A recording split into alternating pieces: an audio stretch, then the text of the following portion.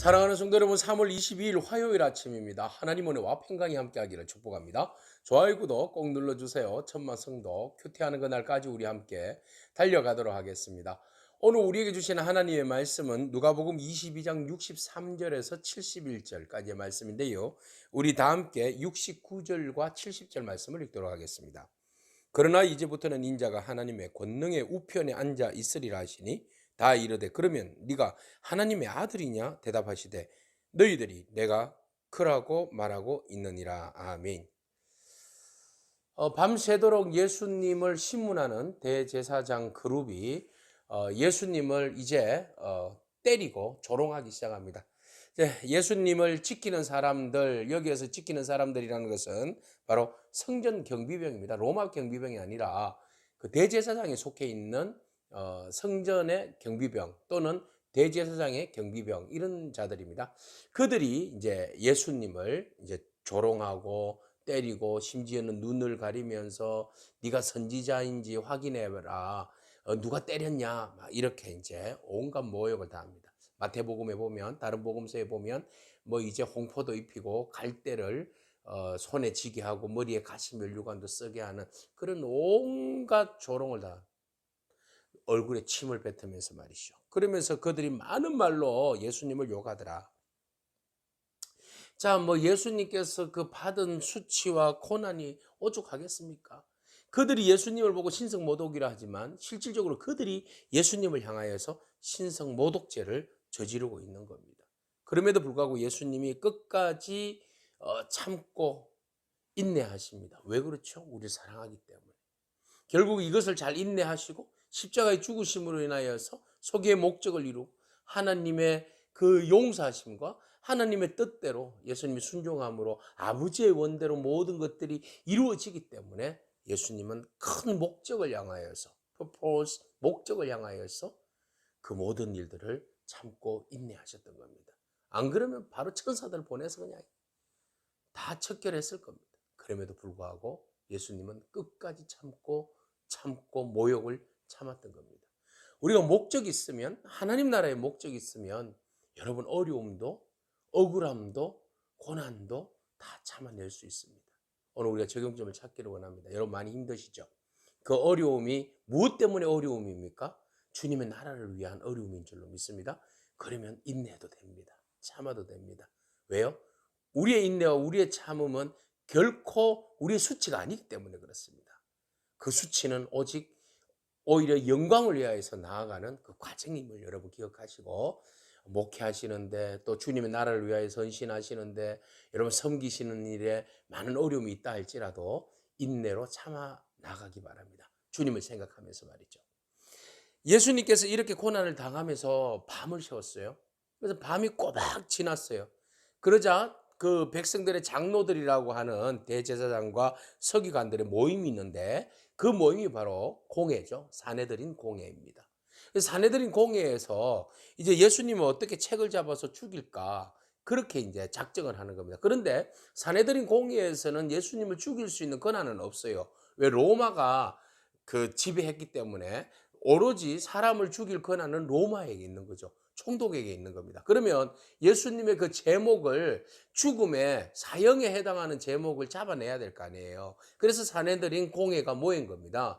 그래서 이들이 결과적으로 결정적으로 내릴 수 있는 것은 그 태형이에요. 태형하고 그다음 벌금형, 뭐 이 정도만 사내들인 공회에서 가능한 거죠. 그래서 밤새도록 예수님을 채찍 갖고 때린 이유가 여기에 있는 거죠.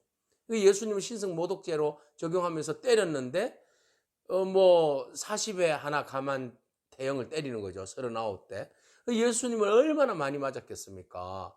그래서 실컷 두들겨 맞고 온몸에 그냥 채찍에 맞아서 다 죽어가는 그런 상황인데 그 예수님을 이제 마지막으로 책을 잡아서 로마의 총독에게 넘기기 위해서 사내들인 공회가 모인 겁니다. 그리고 예수님에게 마지막 질문을 합니다. 67절에 네가 그리스도냐? 우리에게 말해라. 예. 그러니까 예수님께서 뭐라고 말씀하십니까? 내가 너희에게 말할지라도 그리스도라고 말해도 너희들은 믿지 않을 거잖아. 그리고 내가 너희들에게 또 질문한다 하는데 너희가 대답을 하지 않을 거잖아. 맞습니다. 주님은 그리스도시지만 그리스도라 말해도 세상은 믿지 않습니다. 물어도 대답하지 않을 겁니다. 그래서 예수님께서 이제부터는 내가 하나님의 권능의 우편에 앉을 것이다. 그러니까 그 사람들이 아니 그러면 네가 하나님의 아들이나 말이냐? 예수님께서 내가 그라고 너희들이 말했다. 네, 여기에서 지금 예수님이 누구신가에 대한 정체성, 예수님이 누구신가에 대한 모든 것들이 만천하에 드러나는 순간입니다. 어쨌든 그들은 네가 그리스도냐, 네가 하나님의 아들이냐 말이냐 라고 이야기했던 이 모든 것들이 그대로 예수님에 대하여서 그들이 고백 아닌 고백을 하고 만 거죠. 맞습니다. 예수님은 그리스도십니다. 예수님은 살아계신 하나님의 아들이십니다. 메시아이십니다.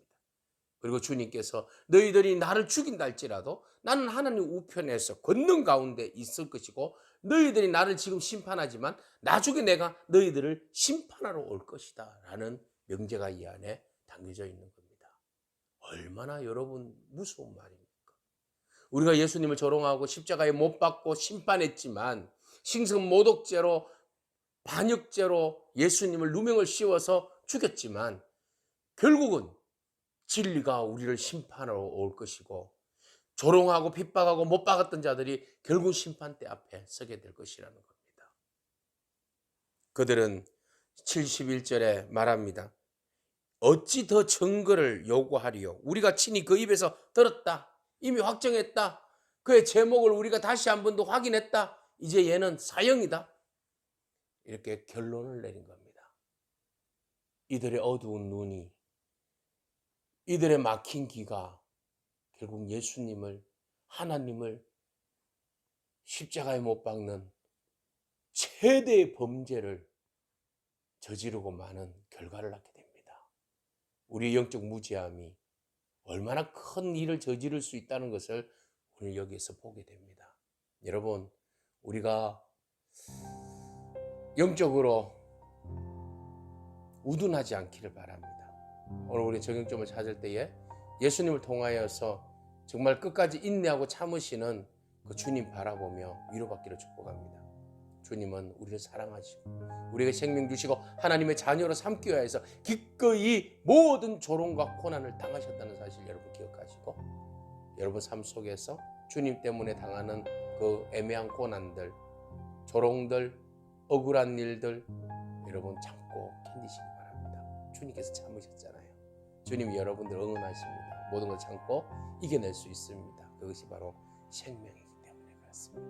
오늘도 그 믿음으로 승리하는 저와 여러분이기를 축복합니다.